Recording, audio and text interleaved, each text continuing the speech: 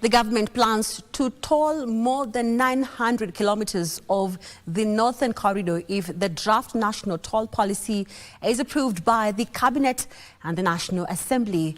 The technical working group, Kefa Seda, says toll prices along the corridor will be after every 3 months.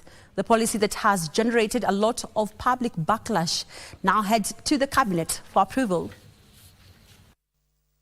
The government has been keen on introducing toll fees on key roads in the country to supplement road infrastructure allocations.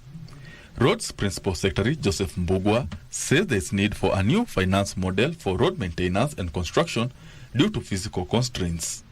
We have agreed to the following.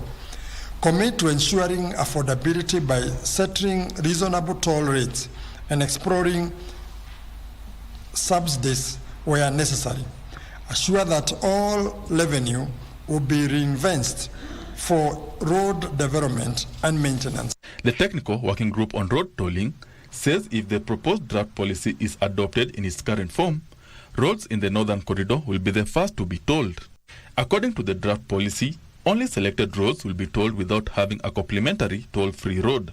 But our target is on the northern corridor, which forms part of our artery for purposes of economic growth. So northern corridor is one candidate that we'll be looking to. To protect motorists from exploitation, the toll fees will be reviewed after every 3 months. There will be changes in foreign currency depending on the currency of investment, and therefore, as a policy, we've also defined the framework on how we'll be adjusting these tolls. And this will happen on a quarterly basis, that is after every 3 months. The working group is also working on a proposal that will allow motorists to use toll roads on credit. And you can access a toll road, use it, at the point of pay, you just pass, but you have a maximum time of 24 hours for you to do it. To make the payment.